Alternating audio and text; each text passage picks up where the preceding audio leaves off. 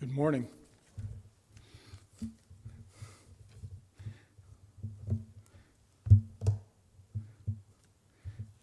If you haven't figured it out yet, that was my first attempt to play the organ in public. So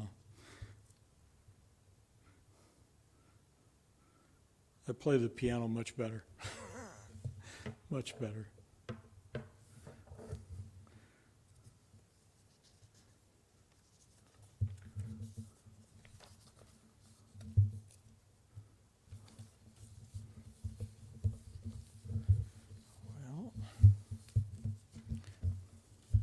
We'll get organized here in a second.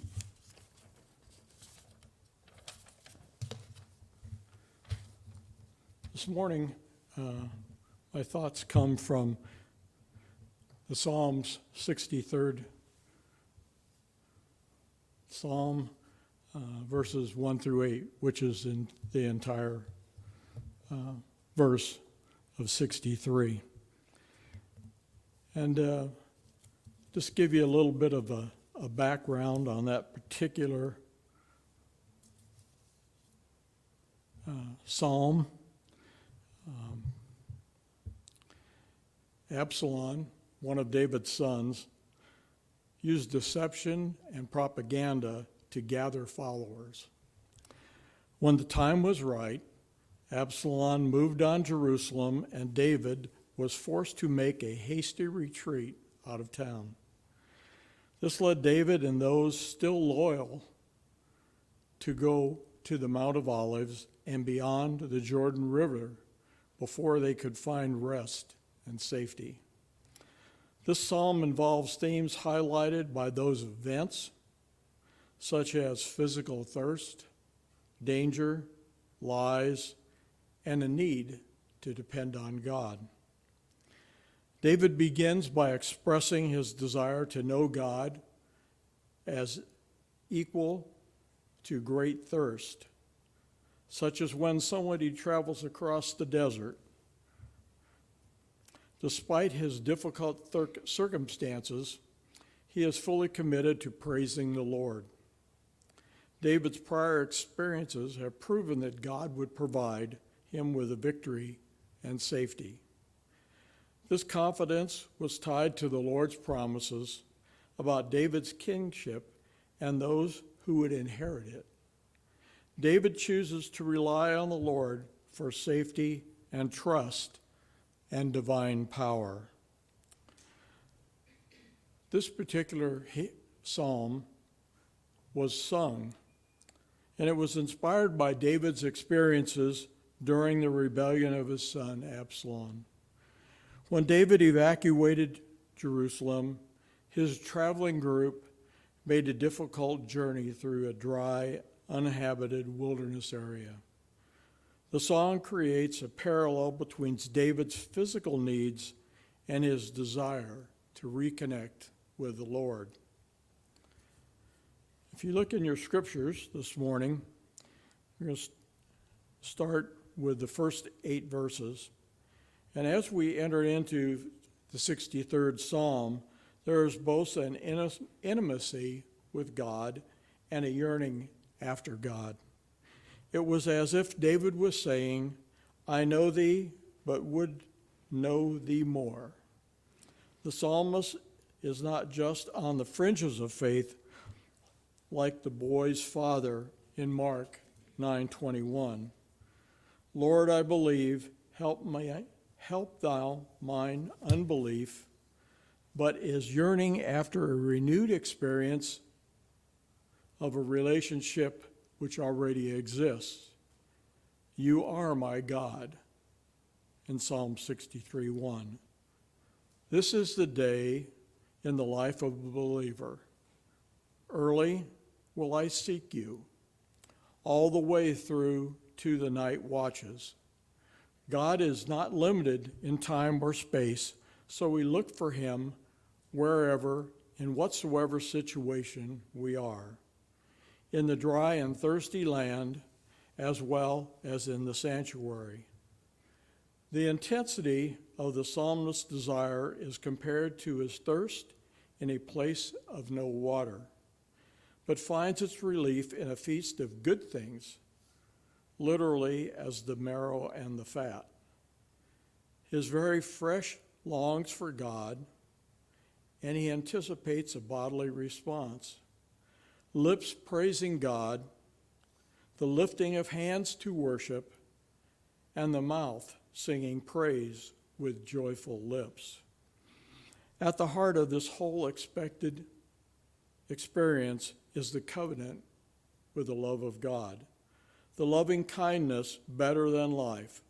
This is not our love for God, but that which precedes it, his love for us. We bless him because he first blessed us. According to the superscription of this psalm, David composed it in the wilderness of Judea. This would most likely fit in the time of his son Absalom's rebellion, when King David fled Jerusalem. We can imagine him remembering his God as he lay wakeful on the wilderness bed. The psalmist would remember how the Lord had been his guide. For example, when he had been on the run from King Saul, David would remember how God had been his shepherd when he was a shepherd boy. The king knew well to rejoice under the shadow of his wings. Even in the midst of afflictions, our following after God should be like this: a clinging to him, a cleaving to him, even as Ruth to Naomi. This is what it is to follow hard after him. When we do so, we find his right hand upholds us.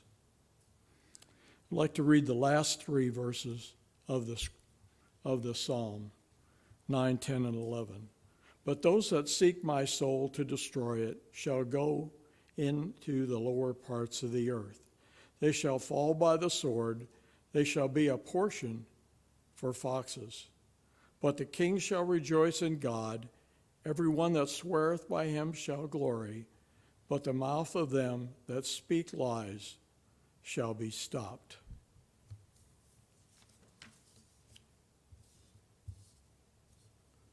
The thoughts this morning are about David and about his son and what David had to go through once his son rebelled against him.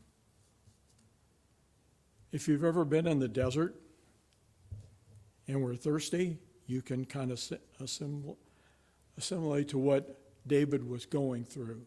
They had no food, they had no water. The desert is hot. But he put his belief in God, and it followed through, and he was able to overcome this and return to Jerusalem as his king. So this morning we're going to be in the gray hymnal, and we're going to be singing hymn 216. Jerry.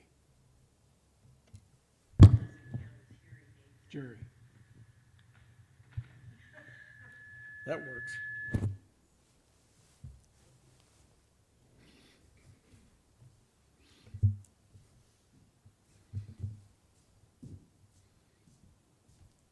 Would you give the benediction after the hymn, please? Okay, hang on.